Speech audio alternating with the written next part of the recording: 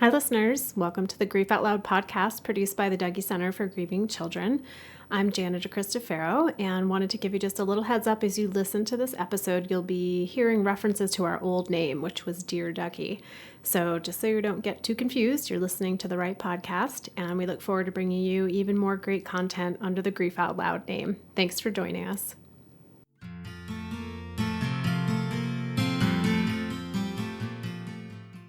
Hello, everyone, and welcome to the Dear Dougie podcast, produced by the Dougie Center for Grieving Children. I'm Jana DeCristofaro, and thank you for tuning in today. This podcast is meant to open up the often avoided conversation about grief. While loss is something we will all experience throughout our lives, when it occurs, most of us are left not knowing what to do, how to feel, or how to talk about it. So whether you're grieving a loss or wanting to support someone who is, we hope these podcast conversations lead to a better understanding of grief and also give you some ideas and inspiration for how to show up for yourself and those you care about. Today on the podcast, we're talking about what it's like when the term widow or widower doesn't fit because you weren't officially married to the person who died.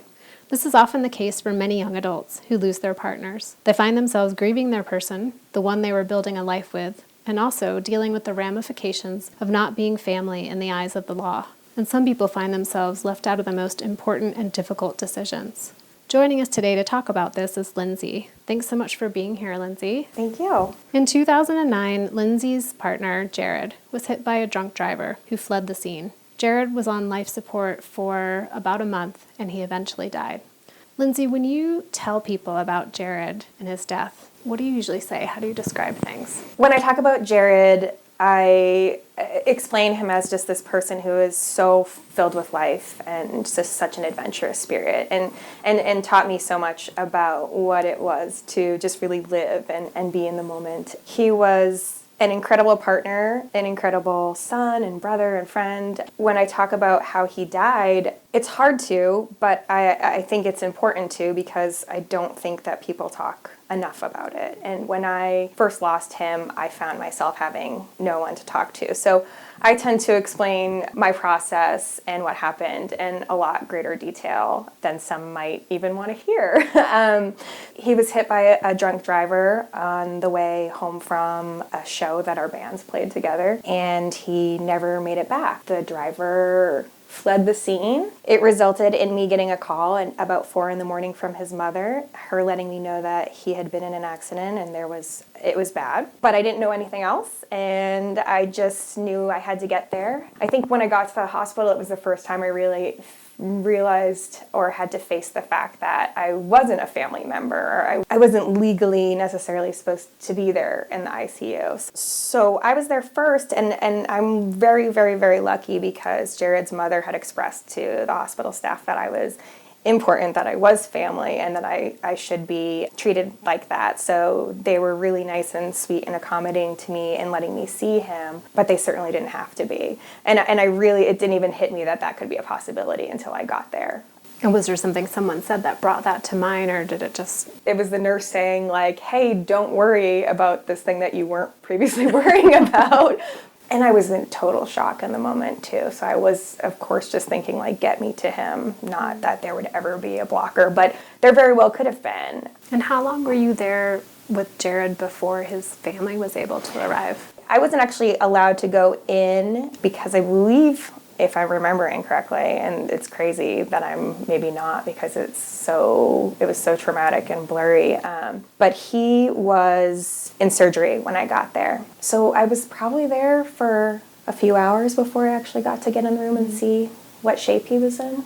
What do you remember about those hours of waiting to see him, waiting to hear? I was definitely in a panic and a shock. I remember getting really preoccupied with making sure that we had a snack for Jared's mom when she arrived. I remember being nervous that my best friend who had driven me there stayed with me until Jared's mom got there. I remember being nervous if it was okay for him to be there with me and for me to have that support. And it's kind of amazing what we get focused on when there's something so incomprehensible happening. Right. Like, here's this little thing that I can make sure gets done and gets done well. Yeah, and that was really like my whole deal throughout the month that he was in the hospital. It was just all about what could I do to make sure everything was running smoothly. Even though it was a very serious accident, it was a traumatic brain injury and he had all of these other issues. He went into cardiac arrest at one point. His kidney started to fail. I never really thought he was going to die. That part I couldn't quite comprehend. And so I really wanted to make sure that when he woke up, everything was taken care of. I kept all these lists, and here are the people who came to visit, and I made sure that when people were in the room, we talked about him in a certain way, and like I had a role and I had a purpose in that. And when he was gone and my purpose was suddenly gone, it just made it extra hard to know what to do. Because we've been so focused on these particular things. Yeah. Waiting for him to wake up. Even though I had no way of impacting whether he was going to live or not, it felt like it was some way for me to take care of him. And that was really important to me. So he was on life support for a month. Yes. And then was there a decision made to take him off life support? Yeah. So, and this is one of the areas where, marriage becomes important, or having some sort of legal document, because I'm so lucky his family treated me like family and we talked about it and they really let me be involved in that conversation. But ultimately it was their decision. And ultimately, I would have made a different decision, which is not to say my decision would be right and theirs was wrong. I just know what I wanted in that moment was more time. I completely understand where they were coming from, too, especially with a brain injury involved. There's a very little chance of someone coming back, and an even smaller chance of them coming back as the person they were. But I just wanted him there. I would have made him stick around with me for a little while longer. It's something that I talk to, especially at my age, and I'm in my mid-30s now. I was in my late 20s when Jared died. But for my friends who are in partnerships and they don't feel like they need to get married, and it's not the same traditional society that we had, several decades ago. But I encourage them to think about that. Not necessarily that you have to get married, but to have that conversation, to set it up, to talk to the family and try to make it a legal thing. You can even know somebody's wishes. I knew what Jared's wishes were, but emotions get involved and it becomes about you in addition to about them and what they want. I really lucked out in, his family, and also in the fact that he was so expressive about how much he cared about our relationship and the future he saw for us. And we were planning on getting married, planning on spending our lives together. We just thought we had the luxury of time. And so I'm very lucky that he was as open with everyone in his life about our relationship, and that I got to meet them and develop relationships with them in advance of this. Otherwise, it could have been really different. Yeah, I think about people who are together maybe for many years, and people talk to their families about one another, but maybe their family lives really far away and they've only met one time. Right. And to suddenly be drawn together in such a tragic and such an intense way, to have to make really important decisions together with people you might barely know. Yeah, and my family lives on the East Coast. Jared didn't get the opportunity to meet my family. He, I talked about him, they knew about him, but they didn't get exposure to our relationship like his friends and family did. So there was never any part of me that felt like I needed to justify or explain how important or serious our relationship was to the people in his life. But I just think about what would happen if the roles were reversed, what he would have been up against in my world, just because they didn't have that advantage of that exposure. You mentioned justifying, your role or legitimizing your relationship, and how has that played out over the last 7 years of, you meet people, you tell them about this life-changing event for you. Do you describe Jared as your partner, your boyfriend, your fiance, even though you weren't officially fiancés? Yeah, I say partner, which is interesting because it's definitely more of like a West Coast term than an East Coast term. The fiance thing is tough because, he was someone that I did plan on spending my life with. We talked about it. We talked about getting married. We talked about what kind of house we were going to buy. We talked about the type of life we were going to lead together. He was the great love of my life. That was my person. But there was no proposal, I didn't call myself his fiance when he was alive. It's interesting, though, because saying boyfriend doesn't feel like it does it justice. saying fiance is not true, but closer, and so I land on partner. But even with his obituary, I think I'm listed as fiance, and I think his parents felt that made it more clear what my role was. It's amazing how much weight these terms Yeah. have, both while, when someone's alive, but after someone dies, and trying to explain our connection to the people. If we say our husband, our wife, our child, people kind of have a schema that they know what that means. Right. But if we say close friend or colleague, there's so much depth to those relationships, or there can be, that doesn't get conveyed. Yeah, it's so true. I am very, very, very close with Jared's two best friends. In particular now, even after all of these years, we're just kind of bonded for life. And I was talking to one of them the other day, and he just says Jared is my brother because they grew up their whole lives together. He did really fill that role for him, even though it wasn't official. And so we I had never thought about anyone else in his life having that challenge of labeling. And so we were really able to connect on that. And it's funny, I was like, I would never question you saying that. Like, that makes total sense to me. And he was like, well, fiance makes total sense to me. But I don't feel comfortable. I mean, I think Jared and I had such an amazing, special relationship that I wouldn't want to do anything other than honor exactly what it was. The more time that has gone by and the more conversations you have with people who aren't in that circle or don't know it, it's like, how do you introduce that to a new relationship? After Jared died, I moved to Seattle to be with his friends and family. I didn't want to be around anyone I had to explain myself to. And when I decided to leave after a couple of years back to Portland, I was sort of faced with that, like, what do I tell people? It took me a while to tell people anything, and I'm not good at hiding stuff. I'm long-winded, and so I kind of end up telling my whole story. But for me, it's just, that's who I am. That is such a part of who I am, and my identity is the love and the loss of this person, in part. No one really knows me unless they know that. So when relationships got to a certain point in Portland, it felt important to say, to be honest about who I am. Now that time has passed, I talk about it very openly. So much so that we got you on the podcast to talk to the greater audience about it. Exactly. So Portland was where you and Jared were together and had your relationship. What was it like to come back to the place where so much of your relationship lived, basically, and so many memories and places? Yeah, it's interesting. I ended up moving into a house that was really close to the accident site, and so I would drive by it every day, at least once. That was actually like a really nice thing for me, to have this like kind of quiet moment where I would think about him or talk to him or honor him in some way. And it was a really nice way to feel reconnected to him eventually. Because everywhere, it's Seattle and Portland, our relationship really took place in both cities, and there was landmines everywhere and with everyone. Driving by the hospital where he died, it was really hard. A life without him is just full of triggers. The location definitely brings them up, but I'd be thinking about him every day anyway, so. Do you have a sense of if people would have responded to you differently if you had been older or had been married for many years? Yeah, it's funny. Part of me being so open about what happened, I think, is also a way of getting people to understand how serious it is to me. As far as like somebody questioning it, very rarely have I felt like I've actually come up against that.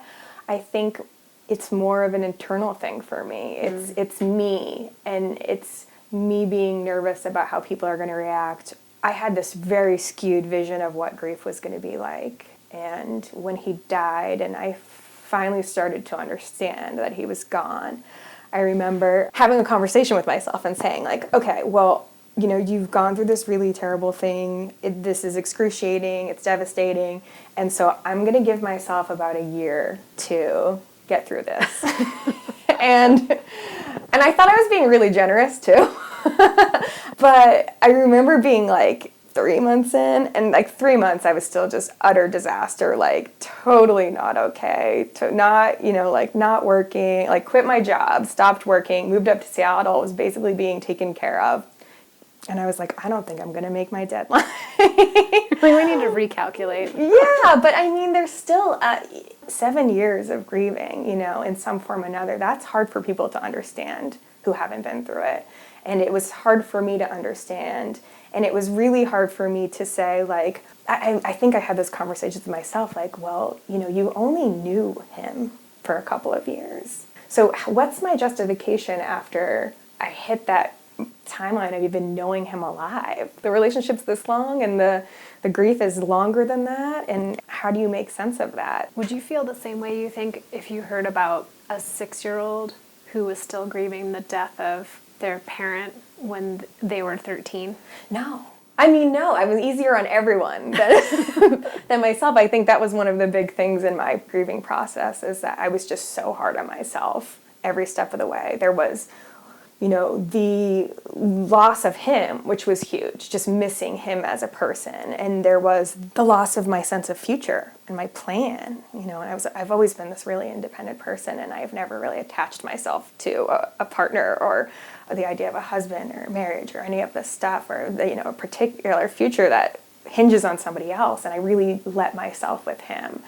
And so to have it taken away, it was really devastating and unfair. It shifted how I think about the world. I think there's this sense of like what's fair and what's not fair, and that doesn't really come into play with death. It just is. But I had been walking around the world with this system in my head of what belonged where, and which I think is also why I tried to like calculate and plan and schedule my own grieving process. But no, I tend to have a lot more compassion for other people. I think having compassion for yourself while you're grieving is really important, and not all people are great at that part. I would say that's pretty consistent with what we hear all the time. Yeah. That people give themselves such a hard time. We've really set up a system where like people don't even know what to expect for themselves, and it's different for everyone, which I think is what complicates it. When Jared died, I did really do too much outside of having a very, very tight circle with the people who cared most about him. Like that was sort of my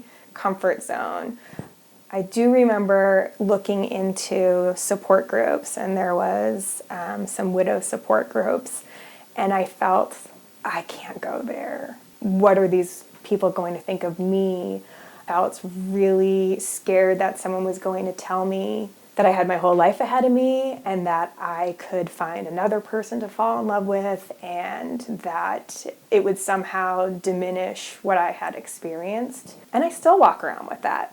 Sometimes. Have people said that to you? Have you run into anyone? Yeah, and I think with the nicest intent that of course you'll find this again. You're so great, and all of these things that are like supposed to make me feel better about the future. But individuals can't be replaced. Those connections that you have with people can't be replaced. And Jared used to say it to me all the time, and it's kind of funny to me now, but he would say about our relationship, lightning doesn't strike twice. We really felt like we had this very special connection and very special relationship, and we felt so lucky and grateful to have each other. It is hard for me to imagine having something like we had again in the future. I think I'm at the point where I'm hopeful there will be something there, but it won't be us, because I'm no longer who I was before he died, before knowing him. That makes me think of a conversation I had on an earlier podcast episode with Megan Devine, talking about dating after the death of a partner, and how, I might misquote here, but this idea that it's not any sort of replacement. It's that maybe there's room for more in my heart, but there's no taking away the part of my heart that is with this person. Yeah, I didn't date anyone for a very long time. I think in part because I just struggled too. I think meeting this person that I felt like was my true counterpart, and this person who saw me so deeply and understood me, and we were just starting, and it was amazing. I think there was also like this kind of push-pull in me where I felt a loyalty to him still. I felt like I couldn't. I'm still honoring him, and and what would people think of not me, but him? Like I really wanted people to understand how loved he was and how honored he was and how loyal I was to him. And I think that just made me kind of shut off to the prospect of dating in general. It's almost a bit of a bind where that fear that, who am I to be grieving this relationship this way for so long? But if I date someone, what will people think that means about me and my grief and Jared and who he was in my life? Right. I mean, and people who have lost a partner or a spouse, they, some people date right away, and that's absolutely okay. Everyone is totally different, but I do think I had a layer of wanting to just make sure everyone understood and honor him. And then also just, he has there's big shoes to fill. There's really big shoes to fill. How did you make your way through those events that are so coupley, right? Holidays, friends' weddings, and even just a friend's barbecue where everyone came together as a couple. Yeah, we were right at that point in our lives where that stuff all started happening really quickly after. One of his good friends got married, and Jared was best man material, and he would have been the person planning the bachelor party. So how I handled it was that we got to throw a bachelor party. I tried to, successfully or not, I don't know, but I tried to kind of fill those shoes. But yeah, being there without him, it was really hard for me. I remember I had a couple of really close friends that got married back home, and my mother got married, and I couldn't go. I couldn't bring myself to sort of celebrate other people's relationships. That was really hard for me. And also hard because I had lost him, and hard because I felt crappy about the fact that I couldn't be there and show up and be joyful for them. But again, I'm so lucky with the people. Like, Jared was just this amazing person, this magnet for other people, and such a good friend. I think all of his friends were really devastated by his loss, and a lot of his friends sort of took me in, not necessarily because of me or who I am, but really because of who Jared was, and because they knew I was as important to him as I was. Therefore, I was this precious thing, and they were going to look out for me forever. And in particular, his two best friends are just two of my best friends. It was an incredible experience just knowing Jared, because he really was sort of magical person, and an extraordinary experience losing him, and then trying to carve out a life without him. Those two, his best friends are definitely people who I see still actively grieving him and missing him being there at important events for their lives. And I know he's present for them in a way that he's present for me, and there's just a lot of comfort between all of us in that. And there's power in being around others who can reflect back or, validate that and that deep level of grief and connection and just missing of someone. I know we're getting a little close on time for our episode today. I'm just curious, is there anything about grief that stands out as just being ridiculously awkward, uncomfortable? Yeah. Besides all of it. Yeah, all of it. No. So I was super surprised by how incapacitated I was. One of the things that's huge and affects everything else is that I walked into my relationship with Jared having a really strong sense of self and understanding who I was, and I could kind of predict my actions and reactions to things. And in losing him, grief is so devastating, and it sort of rewires who you are as a person. I feel like I didn't even know who I was anymore, and I couldn't predict what I was going to do. So even when people would say, what do you need? And I would tell them and express to them, but 2 minutes later it's something totally different, and I had no idea that was coming. It's uncomfortable to navigate your own grief like that, and then because I approached it in this way that I was like, I am going to surround myself with people who are also grieving, that can be brutal, I think there was losing him and missing him and all of that, but then just everyone else's stuff, and it's so emotional, and everyone has their right to feel exactly how they're feeling, but it can cause pain for you too. And then awkward moments, yeah, I remember breaking down in the grocery store crying soon after his death because I saw this brand of popsicles that he got me once when I had a sore throat. Like, it's a whole different spectrum of emotions. And for me, even still, it's really easy to tap into any of those. It makes me wonder if someone one day will do some PhD research on grocery stores and grief, because I hear it so often that the grocery store is the place where people get overwhelmed. The broccoli, the popsicles, the Cadbury cream eggs that somebody sees, and I'm sure there's lots of connections between food and family and friends and love, and there's those things. But I don't know. There's something about the grocery store. So if anybody out there is a researcher looking for a dissertation topic, I would like to know more about what it is between grocery stores and grief attacks. Yeah, me too. I mean, I had them all over the place for a whole lot of reasons, but yeah, no, the grocery store is a funny one. Well, Lynsey, I really want to thank you for sharing your story and giving us just a little window into the magical person that Jared was. Yeah, thank you for letting me share that. And for everyone out there listening, I mentioned another episode with Megan Devine on dating after the death of a partner. There's a few other episodes that speak to the experience of having your partner die. So you can find those on our website. It's dougy.org. And you can also listen to any past episodes on iTunes or Stitcher or any other podcast platform that you might be using. And if you have a topic that you'd really like to hear us talk about on the podcast, please send us an email at help@dougy.org, and we will do our best to have an episode to talk about that. Thanks for listening. Thanks for listening.